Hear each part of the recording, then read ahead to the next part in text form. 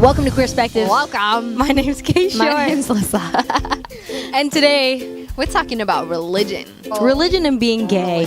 And how they go hand in hand, if they go hand in hand. And yeah, I was born and raised super Catholic.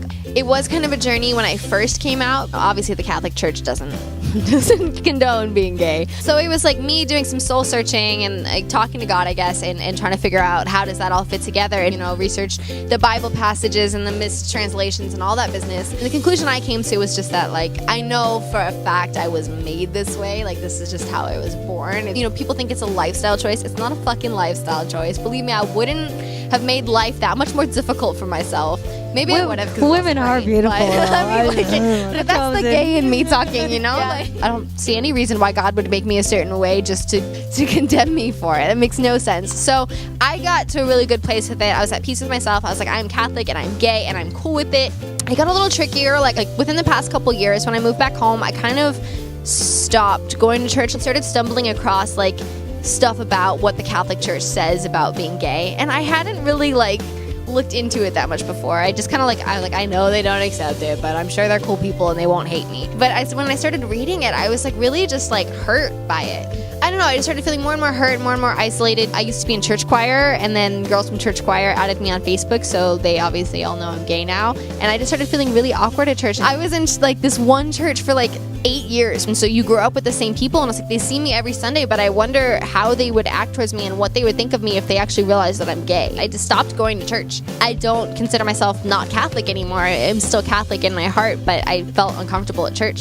I'm at peace within myself. I'm just not at peace with church. My family isn't very religious. That was never pushed upon me. We never went to church. My parents were too busy working hard and making a living and being in America for the first time and just trying to get by. Going to church was probably the last thing on their list, and they didn't make that a priority. When I was younger, my neighbors were Christian. I was a brat when I was little. I'm still a brat now. I've just learned how to control it. My next door neighbor saw a lot of that. Man, you need Jesus. You need to come to church with us. Come hang out. We have kids service. I started going to church and the kids services, and there was cute girls in there. So I was like, this is a good incentive. Games, candy, girls, and I gotta listen to them read some book for a while. I could probably do that. As I got older, I obviously was forced out of the closet, came out. I'm getting very personal with all of you. My childhood nickname is Ching. All of those older kids and all the parents knew, Ching, you're gay. But no one ever told me anything about it. No one ever said, hey, you should probably not be here anymore. Eventually I turned 17 and they started cutting off my hair. And I was like, now that I'm cutting off my hair, I shouldn't be in this place. And then I went to college.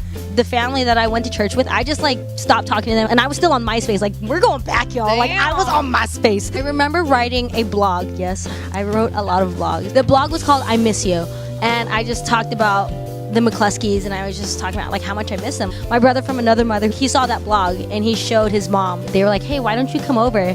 Point blank period. This family stopped going to church. Something happened with the family and the pastor. They were hurt so bad that they disconnected themselves from the church. I was like, damn, now what do I believe in? Now that I'm older, I think it's all the same thing. Duh.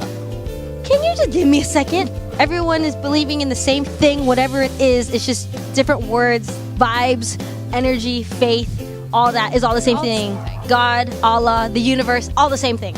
But I know people in my life are really struggling with being gay and being religious, because it's one thing to kind of leave behind the traditional religion and develop your own beliefs and spirituality and stuff, but there's some people who don't want to do that, and I respect that because that was me for a long time. So if you're in that place, I'm saying this from a Christian Catholic perspective because I know a lot of people in that situation, but God made you who you are. I did a lot of the research on the Bible passages. A lot of it is mistranslation. A lot of it is misuse. Look into it, really research it, because I promise you, God did not make you a certain way to condemn you. You don't have to give up your religion to be gay, and you don't have to give up your sexuality to be religious. But at the end of the day, find your own truth, find your own belief, find your own faith, whatever it is. Go to other places, experience other religions. Whatever it is that works for you, do that. Again, this is just a QueerSpective. Well, that's why we created this channel, is to let you know that there are people in the world that don't see things as the majority do. So, we the minority. As always. In every sense. So thank you all so much for watching QueerSpectives. Thank you. I know that we got really... Yeah, that was some deep shit. That was some long shit. That's but some heavy shit. Thanks for listening. We really appreciate it, and we hope that it helps you in your journey. If you're struggling in that journey or you have questions, feel free to leave them below, because I'm totally down to talk more about that stuff. We can only say so much in a video. If you all want to follow us on social media, you can follow Alyssa on Instagram at Akura Music, AKURA Music. And you can follow me on Unforgettable Short. UNFORGETTABLE short. Spelling bee, winner. You can follow us at QueerSpectives. So if you like Lysa drinking espresso before our videos, make sure to subscribe. Give us a thumbs up. Make sure that give us a thumbs up and a subscription if you want her to drink more espresso. Please don't. Thank you all so much for watching. We'll see you all next week. Bye.